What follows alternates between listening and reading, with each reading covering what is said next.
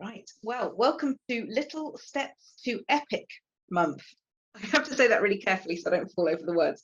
I'm chatting with Tanya Stricek. Tanya, do you want to just tell us quickly what you do, and then we will look at little steps? Yes, I'd be happy to. I'm a dental hygienist who has really turned into a nutritionist who is passionate about whole body health, but mind body health. So I help women overcome cravings and struggle with food by helping them accept their age, accept their bodies, and eat mindfully, include all the foods, and stop bashing themselves and counting calories. Awesome. So, little steps to epic. The reason we have this as the monthly topic for January is because I have a personal dislike of New Year, New You, and this whole idea that in the new year we should suddenly strive to be this different version of ourselves. However, I think it's always worth just getting back to the absolute basics and going, okay, what tiny things can I just do that are going to make me feel a bit better? I love that you brought that up. I actually recorded and released a podcast episode. This will be airing in January. So it was released in December, and I titled it New Year, Same You. So it's the Fullness podcast. If anybody is interested, New Year, Same You. And we could almost retitle your webinar here, Emily, as Little Steps to Being More Epic. Because what if you're epic right now, just the way you are? And there's nothing wrong with change. So I will talk about little steps to making changes in your life, because change is growth if you approach it the right way. But this whole new year, new you is negative. It implies that there's nothing good about you. So as you're thinking about taking little steps to change things, what about what's good about yourself? I think that when you start to make changes from a place of positivity and good thoughts about yourself, which I know is hard to create sometimes, you're creating a foundation rather than ripping the whole house apart and starting from scratch. So what's good about you? What are your strengths that you can bring through? So a little step one. So little step number one. Oh, shoot. To epic. No, I'm just saying, reel me in. Yeah.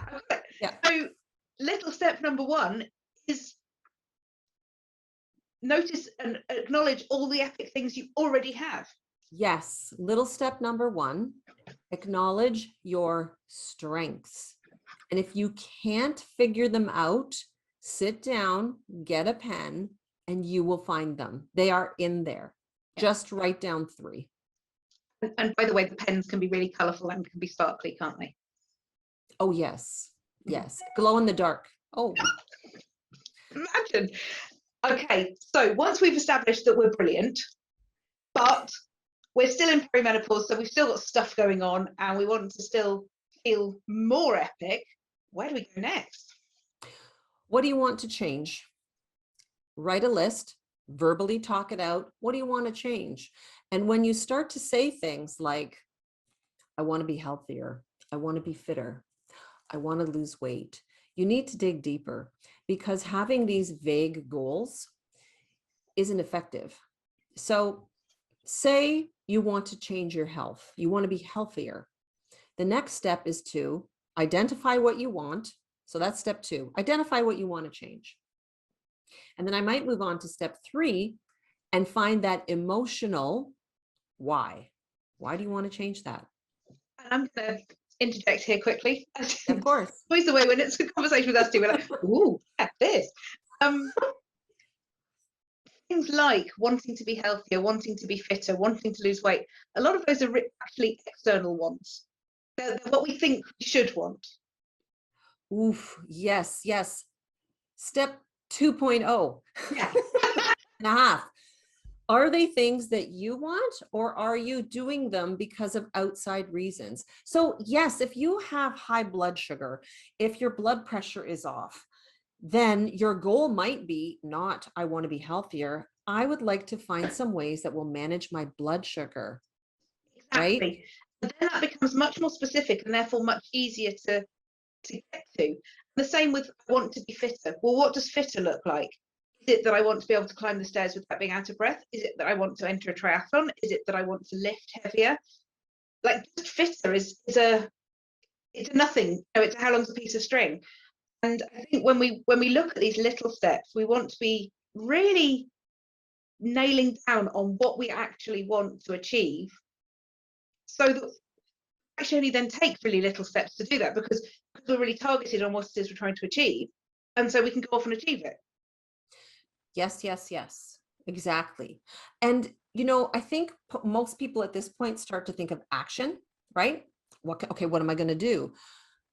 I'd like to make the next step. Is that step 4? Yeah. Okay. The next step is to actually look at what you're doing. So let's take the example of blood sugar. You want to look at what you're doing. And I think the first thing people think about is what they're eating, which is fine because that's normal. That is part of it, but so is stress. What are you eating and how are you eating? Because it's not just what. So start to look at your habits around food. Are you fasting? Are you having binge swings where you think you deserve all the chocolate cookies and then you want to throw up? And then the next day you get back on the wagon eating salads. Well, that's not balancing blood sugar. So really it's taking stock of all the habits that you have, and you can even drill it down into things that, other people influence me for this. I need to choose more for that. But just looking at your habits, your existing habits. And I actually have this book. It's called Atomic Habits by James Clear. It's excellent. He talks about doing a little bit of a habit overhaul. So you're going to start with breakfast and you're going to look at what happens when you wake up. Can you write down, I have 5 cups of coffee. Each one has sugar. Then I go and work. I don't eat till noon. These little things that you do in the day are going to give you some clues to what might be happening with your blood sugar. Did that make sense? Absolutely. I think what's nice to do with these sorts of investigations around ourselves, if that makes sense, to do them without judgment. Because I think what we can start to do is then go, oh, I'm a failure because I have 5 coffees each with 6 sugars in, and oh, I'm the cause of my bad blood sugar. And actually, whereas actually if we just step it back and we just observe what we're doing, so we just, without judgment, jot it down or make a note of it or whatever. So we're not looking at like the calories involved, we're not looking at the sugar involved, we're not looking at any of that. We're just, without judgment, going, okay, so Monday to Friday I survive on coffee. Monday to Friday I feel shit. I wonder if there's a link. As opposed to, oh God, I'm a bad person because I survive on coffee. It's more kind of stepping back and just being an observer of our habits. Yes, absolutely. I mean, those are 2 of the tenets of mindfulness, noticing, but bringing that non-judgment, but then you're going to bring in self-compassion. And, you're not going to I'm not going to look at you if you came to me for a consult and say, Emily, you're such an ass. Why would you drink 5 cups of coffee before lunch? That's just really stupid. No, you're going to come, you need to talk to yourself with like, this is what it is. There's something behind this habit. We'll get to that, but let's just look at what is right now. Exactly. And exactly as you say, if I came to you going, oh, Tanya, I feel awful every afternoon at such and such a time, I just feel awful or I have a slump. We might well identify that it is linked to the fact that I'm having these 5 cups of coffee before midday. But you as because it wouldn't be in my head, you would be doing everything to help me to see that without judgment, rather than what we do to ourselves. And I think if we can try and take on a client and coach role in our own head, if that makes sense, and whether that's by journaling, whether that's by writing things down, whether that's how people achieve that is down to them. It can be, I think it's that trying to get beyond the internal noise that judges us. Yes, because that internal noise also came from outside. So what you're talking about is, I love what you're talking about. It's almost self-coaching, which you can learn. And this is another pet peeve of mine with the new year, new you, certain kinds of coaching. And I don't mean to slag coaches. I just learned differently than some coaches. I'm a motivational interviewer. So when I work with somebody, I ask a lot of questions, and people come to nutrition programs and coaching because they want to be told what to do. That's what they think.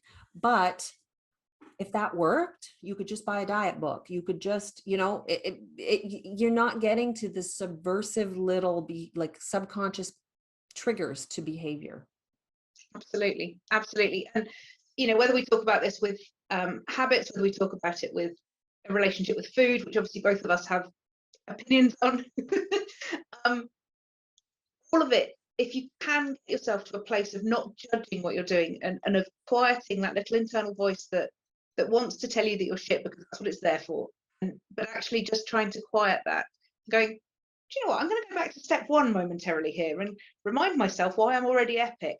Okay, awesome, I'm already epic, but now I've identified that I want to make these little changes to feel more epic.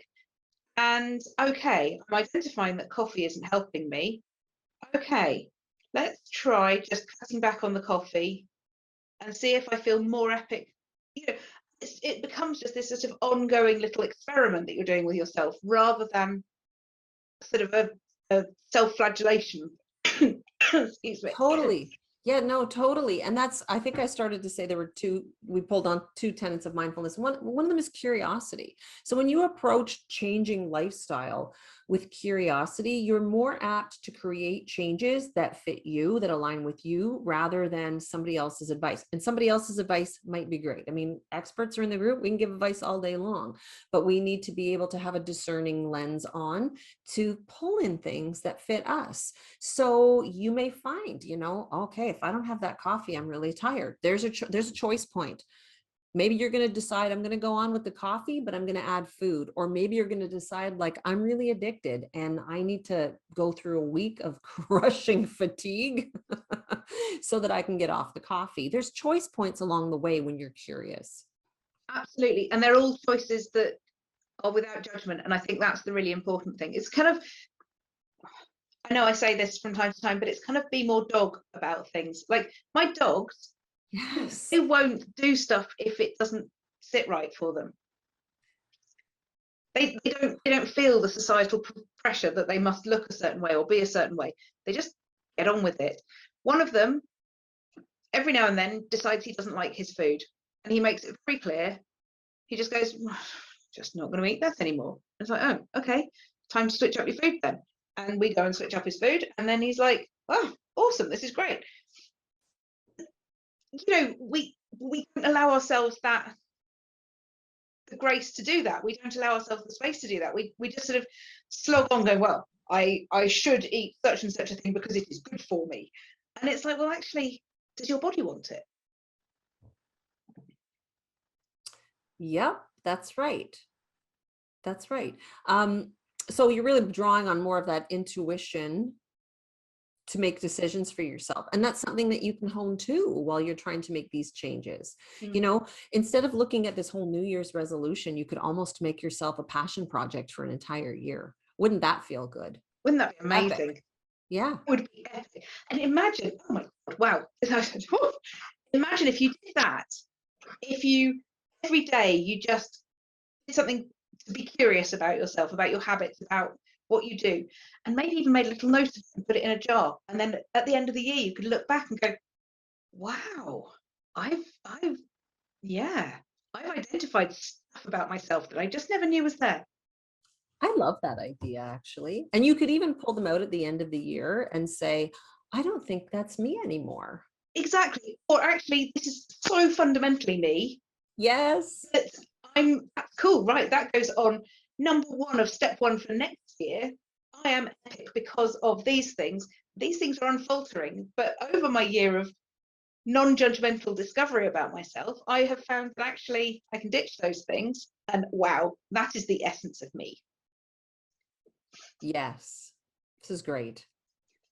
And that's epic in a nutshell, isn't it? It's getting to the essence of you and being true to that. I think one thing I always like to remind people when they're changing something too is to let go of the all or nothing thoughts about change. Because if you are trying to focus on a certain habit and then you slip up, that's actually part of human behavior science. That's normal. But we reframe that as in, oh, I fell off the wagon. Okay. And that's from AA, really. Yeah. It's normal to go through ebbs and flows of patterns of behavior. And the science also calls it relapse. There's stages of change. It's normal. So you have to give yourself permission to normalize going back and forth. Don't think of it as a slip up. You've gone back and forth and you're bringing curiosity to the whole thing. And that's why it's just little steps, because, you know, if we try to do the giant leap of, right, it's Monday, I'm starting the diet, I'm throwing out everything from the cupboards, and I'm only ever eating lettuce for the rest of my life. How long is that going to last? Yeah. Whereas if we go, okay, I'm just going to curiously look at what foods I eat and whether in the following hours I still feel epic, or actually do I get a slump from them, or do I get heartburn from them, or do I get palpitations from it, or whatever. Does it exacerbate? Does something I'm doing exacerbate my perimenopause symptoms? If so, is it worth, with curiosity, looking at what that thing is that I'm doing and looking at how I can change it? Yes. Yes. There's something else I'm thinking about too. You know, when you're looking at things to change, actually, there's two things, because that's how it goes when I talk to you. When you're looking at things to change, make it so tiny that your brain is like, that's so easy. And keep repeating it, even though you want to do more. So if you are practicing breathing for stress release or incorporating more veggies, don't go to the grocery store and buy all the things. Stay consistent with one or two things for the entire week, even though you're dying to do more, but you're really creating that anchored habit where it becomes like, that was nothing. It was nothing. I'm doing it in my sleep. Absolutely. And I think that underpins all of this. You know, be curious about what you're doing, be curious about what you already do, be curious about what you want to do differently. And yeah, take it slowly. Don't do anything drastic, because anything drastic won't work long term. Absolutely. There's a point too when we're trying to change where we sit on the fence of whether we want to or not. And in motivational interviewing terms, it's called ambivalence. So you're stuck. There's a self-coaching technique that you can use. You can get a piece of paper and you divide it into 4 sections, right? So you want to have the idea of, let's pull out, I want to quit smoking. So you need to actually start with why you love something like smoking. What does it give you? You need to know what you're getting from the habit. So you might say, I have less stress. It's me time. I liked the feeling of I stay awake after cigarettes, whatever it is it gives you. So you want to give, it's almost like a pro and con list. So you want to have a pro and con of keeping the behavior and a pro and con of letting go of the behavior. And that's where you can start to look like which square was actually the biggest. The biggest square was keeping my smoking. Am I ready to do this yet? How do I actually how do I find help to be more ready? Because if you're going on, again, I should quit smoking. I freaking don't want to. I love my cigarettes, damn it. And it's my husband who wants me to make me quit. And I'm just pissed off about it. Not going to happen. Not going to happen. No. And that's so true. And that absolutely underpins the whole failure idea of all these things, because if we're not doing it for us and we don't have good reasons for any change, we may as well not bother. No.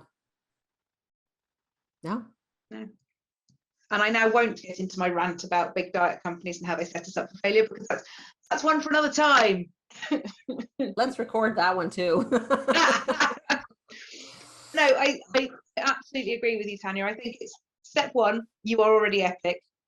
Step 2, what things you want to change, and drill down on those so that you really understand what they look like. Step 3, why do you want to change those things? Is it actually for you, or is it because external bullshit? And step 4, I can't remember what step 4 was. Step 4 is to look at what you're doing now. So what are you doing now in that realm, whether it's exercise, eating, you know, anger, anything that you want to change about yourself? What are you looking for? Because when we do something, we are getting a reward, even though it feels negative. There's something coming from that. So you have, now I'm getting way too ahead of myself. So look at what it is you're doing now and see where there's a little area that you might shift or tweak to move in the direction you want to. Yeah, absolutely. And I think I will stop talking eventually. I just, each time you say something, I'm like, oh, but you mentioned anger, and we've talked about kind of to know, you know, being curious about yourself and stuff. Now, I know from my personal experience, I found when the peri rage hit badly, it was always because I was hangry. And actually, once I narrowed it down to that and identified that it was because I was hangry, well, that's so easy to manage. I'm just going to get a little bit of cheese out of the fridge, or I'll have an apple, or whatever. And even if it's only 5 minutes before a meal, if that's going to be the thing that keeps the rage just kind of under control, by having identified that, a tiny step in the great scheme of things, but the knock-on effect of it is huge. Yes, no, that is so true.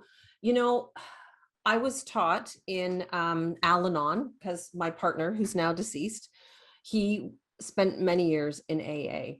And I always pull from the HALT acronym, because you want to create a pause before you take an action. This is helpful in changing behavior. So you want to create a pause. Sometimes you need a trigger word. And the trigger word always comes to mind from Al-Anon or AA, which is HALT. Are you hungry? Are you angry? Are you lonely? Are you tired? It's a trigger to help you identify what's really going on before you engage in the behavior of raging, eating, crying. You know, maybe you just need a nap. Yeah, maybe you just need some food. Maybe, yeah. And allowing yourself to do that thing, whatever it is that you actually need in that moment. Well, I mean, there's self-care and steps to epic right there. 100%. Yes, yes, yes. And I keep saying that dieting is not self-care. No. No, because it's not, it's not not addressing whether you're hungry, angry, I can't remember what else was. Lonely or tired. Lonely or tired. Yeah. You know, dieting isn't addressing those. No, well, diets don't address you as a human. They address what the world wants you to be as a human to fit into society standards of what we think a woman should look like, which is like blonde and young and white and 25 and skinny. Yay, brilliant. Let's all try and fit that stereotype. Not. Or let's just embrace our own personal epicness and go forth and be epic. Yes. I want to add a caveat to that, because I did say blonde and white, and I am blonde and white and privileged, but I have brown hair, and this is the only way I can cover the gray without having to dye it every 2.5 weeks. Whereas I stick to my natural color. I love obviously. that. Anyway, Okay. Thank you very much, Tanya. All right. So we'll come back in February to talk about epic on Valentine's Day with the chocolate. So for February, we're talking about self-confidence. I mean, that's just more epicness, isn't it? Yes, starts with acceptance. We can start there. Awesome. Thank you. Bye-bye.